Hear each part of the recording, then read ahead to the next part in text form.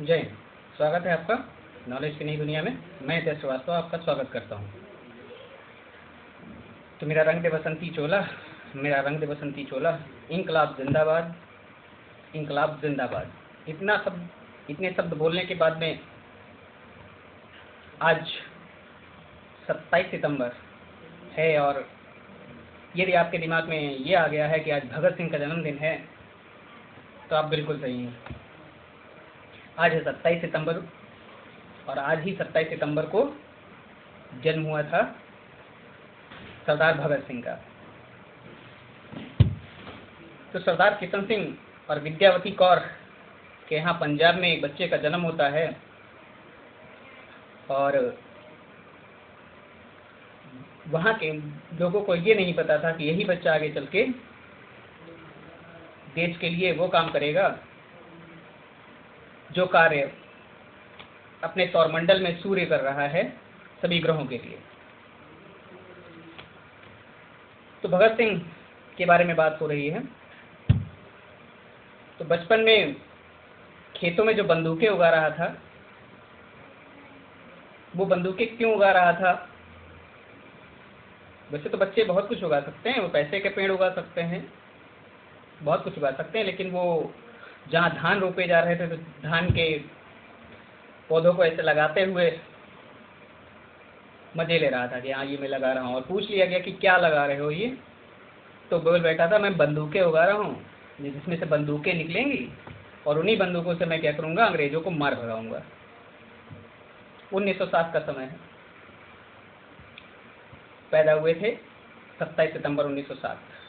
6-7 साल की अवस्था में बच्चा क्या कर सकता है, क्या बातें कर सकता है, लेकिन उनका पारिवारिक माहौल ही ऐसा था कि क्रांतिकारियों का पूरा घर ही था, समझ सकते हैं। पढ़ने लिखने का शौक बचपन से लग गया था। देश में अंग्रेजों के बारे में जानकारियां मिल रही थी। बात 1919 की है। 13 अप्रैल 1919 जलियांवाला बाग हत्याकांड होता है अमृतसर में। 13 अप्रैल 1919 को जलियांवाला बाग हत्याकांड होता है। और क्या उम्र रही होगी 1907 और 1919, 12-13 वर्ष तो रही होगी उम्र। वो उस जलियांवाला बाग में पहुंच जाते हैं और वहाँ पर जो मिट्टी थी, जहाँ पे बहुत सारा खून बिखरा था, सैकड़ों नहीं हजारों लोगों को मारा गया था, और वहाँ की वो खून भरी मिट्टी को उठाते हैं और घर ले आते हैं। वो घर लाते हैं उस मिट्टी को और शीशे की एक बोतल में उसको भर के रख देते हैं, जहाँ पे वो बैठते थे, अध्ययन करते थे। उनके घर वालों ने एक बार पूछा ये क्या है, क्यों रख रखा है? तो उन्होंने कहा ये मेरे अपनों का खून है, मुझे याद दिलाता रहेगा कि इस खून का बदला लेना है और ढंग से लेना है। निकल पड़े थे अलग राह पे। घर वाले चाहते थे उम्र बढ़ रही है, ब्याह कर दिया जाए, लेकिन नहीं। जिसे देश से प्यार हो गया हो, प्रेम हो गया हो, वो इधर उधर कैसे चला जाता। 1924 की बात है। हिंदुस्तान रिपब्लिकन एसोसिएशन की स्थापना होती है सचिंद्र सान्याल के द्वारा कानपुर में, और भगत सिंह भी उसके सक्रिय सदस्य बन जाते हैं। बहुत सारे लोग उस ग्रुप में जुड़ते हैं, क्रांतिकारी लोग, और उन्हीं क्रांतिकारियों के द्वारा भगत सिंह हो गए, चंद्रशेखर आज़ाद हो गए, राजगुरु हो गए, इन सभी के द्वारा क्या किया गया राम प्रसाद बिस्मिल हो गए। ये सारी चीज़ें जब एक जैसे क्रांतिकारी सभी पास इकट्ठा हो गए तो 1925 की घटना आपको याद होगी। 9 अगस्त 1925 Kakori train action. Kakori train action होता है और ट्रेन को लूट लिया जाता है। और अंग्रेज जो थे उन्होंने धरपकड़ बना रखी थी खूब। जिधर भी कोई क्रांतिकारी मिलता था तो कोई, जब अपने देश में ही हो आप और आपको गुलामी का जुआ लाद दिया गया हो और बहुत कम लोग ही उसे उतारने की कोशिश में हों, तो आप ही हाकिम, आप ही सब कुछ हों, तो अंग्रेजों ने वही किया जो वो कर सकते थे या करने के लिए आए थे। जितने भी क्रांतिकारी थे ढूंढ ढूंढ के उनको खत्म किया जाने लगा और ये संस्था जो थी टूट गई।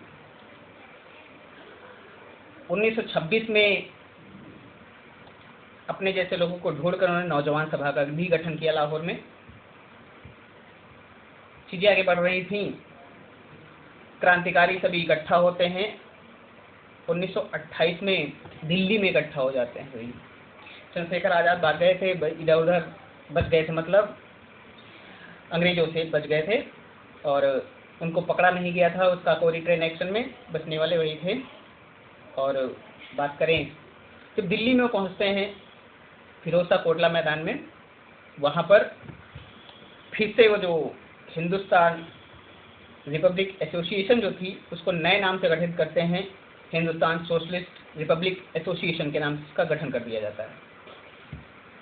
और ये जब गठन होता है उनका एक ही उद्देश्य होता है, अंग्रेजों को किसी भी तरीके से देश से बाहर खदेड़ना है।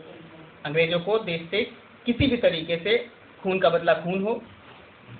अब हाथ जोड़ने की नीति नहीं, सीधे हाथ तोड़ देने की नीति अपनानी होगी, उनका मतलब ये था।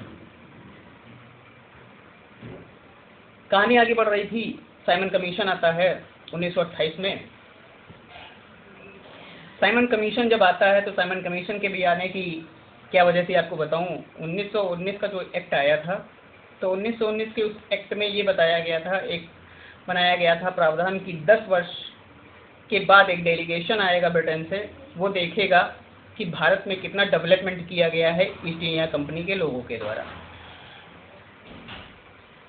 या यहाँ पे जो अंग्रेज यहाँ पर हैं वो किस तरीके से भारत को डेवलप किए हैं।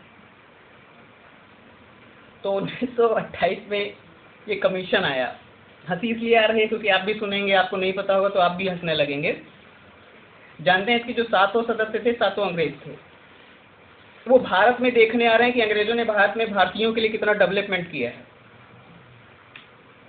मतलब हमारे यहाँ देखने आ रहे हैं डेवलपमेंट कितना हुआ है और हमारे यहाँ का कोई शामिल ही नहीं है, और वो सब इंग्लिश बोलने वाले लोग हैं। यहाँ भारत में अभी भी अगर देख लिया जाए तो शिक्षा का स्तर बहुत अच्छा नहीं माना जा सकता। तो 7 सदस्य आते हैं और 7 अंग्रेज होते हैं। सीधी सी बात है, आपका बहिष्कार होना स्वाभाविक था, क्योंकि हमारे सदस्य शामिल नहीं हो, हमारी परेशानियों को आप कैसे जान सकते हो। लाहौर में साइमन कमीशन पहुंचता है और वहां पर विरोध कर रहे थे पंजाब के श्री लाला लाजपत राय, और उन्हीं के साथ में सरदार भगत सिंह और भी जितने भी उनके नौजवान सभा के लोग, हिंदुस्तान सोशलिस्ट रिपब्लिक एसोसिएशन के लोग, जितने भी लोग थे वहां पर विरोध कर रहे थे। साइमन गो बैक, साइमन वापस जाओ, काले झंडे दिखाए जा रहे थे। अचानक ही आदेश होता है लाठीचार्ज का,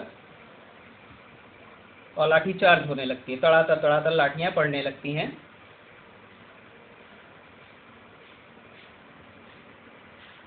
लाला लाजपत राय को भी बहुत सारी चोटें आती हैं, घायल हो जाते हैं।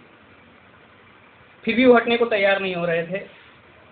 किसी तरीके से उनको वहां से अलग हटाया गया, लेकिन उनको जो चोटें लगी वो इतनी घातक थी कि वो जीवित न रहे। कुछ समय के बाद में उनकी मृत्यु हो गई।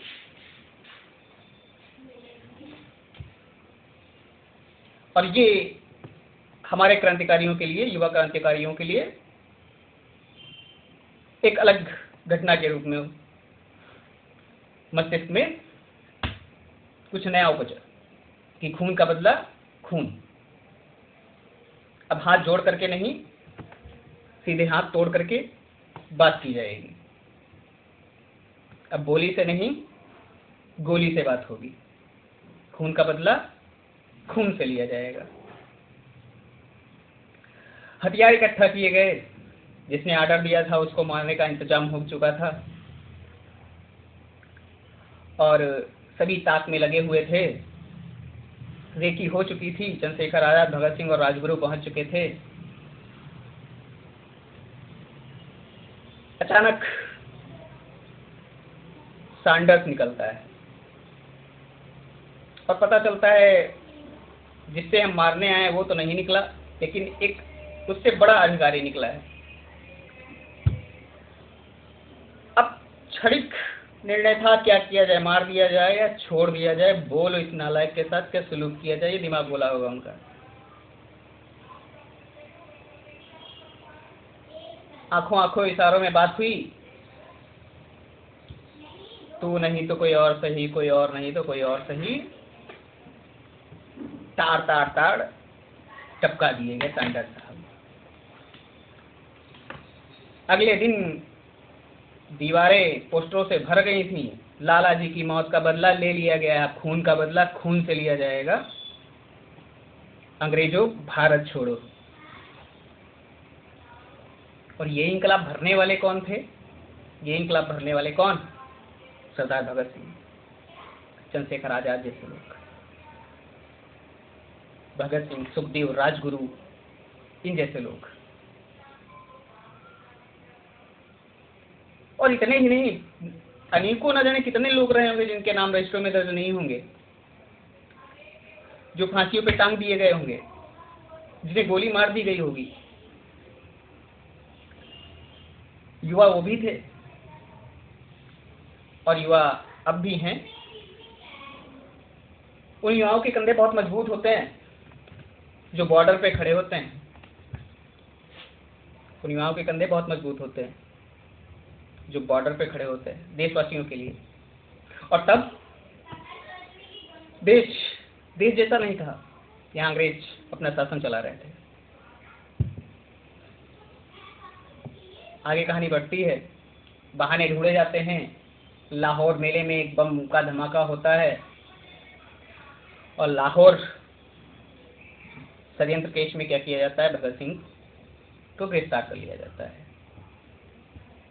और असेंबली वाली बात कैसे भूली जाए, उनकी गिरफ्तारी तो उसके बाद ही हुई थी। उन पे जो सजा का प्रावधान बनाया गया था, तो लाहौर मेले में बम धमाके का केस इन पे लगा करके किया गया था। बात आती है असेंबली की, तो 8 अप्रैल 1929 की बात है। केंद्रीय असेंबली में बिल पेश हो रहा था। विट्ठल भाई पटेल अध्यक्षता कर रहे थे। भगत सिंह और राजगुरु, सुखदेव, चंद्रशेखर आजाद, ये सभी लोग इकट्ठा हुए, कैसे क्या करना है। तो भगत सिंह बोले वहाँ पे मैं बम से धमाके करूँगा और गिरफ्तारी दूंगा। चंद्रशेखर आजाद कहने लगे ये ऐसा करके हम क्रांति को कैसे आगे बढ़ा सकते हैं। भगत सिंह ने कहा कि जब हम वहाँ पर ऐसा करेंगे, हम कोर्ट में जाएंगे, अखबारों में हमारी बातें छपेंगी और तब हमारी बात जो है हमारे युवाओं तक पहुंचेगी। चीजें तय हो चुकी थी। भगत सिंह और बटुकेश्वर दत्त केंद्रीय असेंबली में पहुंच जाते हैं और वहां कुछ समय के बाद खाली पड़े स्थान पर धुआं धुआं होता है। सारा इलाका धुआं धुआं हो रहा था। बम ही ऐसे थे, खाली धुएं वाले थे। चाहते तो उसमें धमाके के साथ खतरनाक और चीजें होती जो घायल भी होते लोग, लेकिन उन्होंने ऐसा किया कि वहाँ पे धमाका हुआ और इंकलाब जिंदाबाद, अंग्रेजों भारत छोड़ो के नारे लगाने लगे। अपनी गिरफ्तारी खुद दे दी और उन पे केस चलाए जाने लगे, ट्रायल होने लगा, जेल में रखा गया, लाहौर जेल में। उनको सजा सुना दी जाती भगत सिंह, सुखदेव और राजगुरु को, और सजा निर्धारित की जाती 24 मार्च 1931। तो अगर आप सोच रहे हैं 23 मार्च 1931 को फांसी हुई थी, तो आप सही हैं। मैं डेट की बात कर रहा हूँ कि उनको निर्धारित किया गया कि 24 मार्च 1931 को तीनों को फांसी दी जाएगी। लेकिन इतना उबाल आ गया था देश में, इतनी भीड़ इकट्ठा हो रही थी जेल के बाहर कि अंग्रेजों को लगने लगा था कहीं ऐसा ना हो जेल तोड़ दे 24 को। तो उन्होंने क्या किया, 23 मार्च 1931 को उन क्रांतिकारियों के लिए फांसी का फरमान आ गया। भगत सिंह को जब बुलाने के लिए वहां पर जाता है तो देखता है भगत सिंह लेनिन की जीवनी पढ़ रहे थे। तो उसने कहा सरदार जी चलिए, वक्त हो गया है। भगत सिंह ने लेनिन की किताब को ऐसे माथे लगाया और ऐसे छत की तरफ फेंका और कहने लगे एक क्रांतिकारी को एक क्रांतिकारी से कोई तरीके से मिलने भी नहीं दिया। 23 मार्च 1931 को तीनों क्रांतिकारी ऐसे खुश होकर के चल रहे थे जैसे क्या, उस खुशी का अंदाजा कैसे बता सकता हूँ मैं, शब्दों में बयां तो नहीं किया जा सकता कि वो कितना खुश रहे होंगे। सोच के देखिए कोई मरने वाला है और इतना खुश है, जैसे गाते हुए जा रहा है, मेरा रंग दे बसंती चोला, मेरा रंग दे बसंती चोला, मेरा रंग दे बसंती चोला, इंकलाब जिंदाबाद, भारत माता की जय, सुभाष चंद्र बोस अमर रहे। इस तरीके से चीजें चल रही थी। तो इतना खुश होकर के वो जा रहे थे, फांसी के फंदे के पास पहुंचते हैं और फंदे को चूमकर अपने आप गले में डाल लेते हैं। वहां पर खड़े इंसान ऐसे हतप्रभ हो रहे थे जैसे उन्हें लग रहा था अजूबा देख रहे हो। फांसियां तो उन्होंने बहुत देखी थी, मायूस होकर के चेहरे देखे थे जब वहां लोग पहुंचते थे, मायूस चेहरों को देखा होगा, रोते हुए लोगों को देखा होगा, बचने और बचाने की गुहार लगाते वालों को देखा होगा। लेकिन ये अजीब पागल लोग थे जो पहुंच गए थे फंदे के पास और इतना खुश थे जैसे उन्हें क्या बोलूं, क्या मिल रहा था, अमृत तो मिलने वाला था। तो शायद हाँ, वो मरकर भी अमर हो जाने वाले थे और अमर हैं, इसलिए मैं आज आपसे बातें कर रहा हूँ, उन्हीं के बारे में बात कर रहा हूँ। तो 23 मार्च 1931 को 24 साल की उम्र, सोच के देखिए 24 साल की उम्र में वो चले गए और अमर हो गए। फिरोजपुर में, पंजाब में फिरोजपुर में उनकी समाधि बनाई गई है। बचपन से पढ़ने का शौक था, उन्होंने कई लेख भी लिखे। एक लेख लिखा था मैं नास्तिक क्यों हूँ। उनका कहना था साम्राज्यवाद का नाश हो, उनका कहना था इंकलाब जिंदाबाद।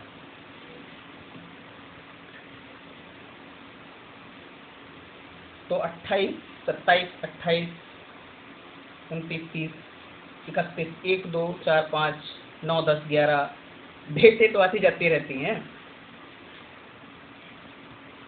लेकिन ऐसी डेटों में कुछ ऐसे क्रांतिकारी, ऐसे महापुरुष होते हैं जिनके जन्मदिन गुम हो जाते हैं छोटी छोटी रीलों में, छोटे छोटे वीडियो में, और हमारा आजकल का युवा जान ही नहीं पाता है कि आज किसका बर्थडे था या आज किसका डेथ डे था। तो इतनी जानकारी आपके लिए भगत सिंह के बारे में बहुत होगी। मिलते हैं अगले वीडियो में, तब तक के लिए जय हिंद, विजय हिंद। अपना और अपनों का ख्याल रखें, अपने लिए जिएं, अपने सपनों के लिए जिएं। इंकलाब जिंदाबाद, भारत माता की जय।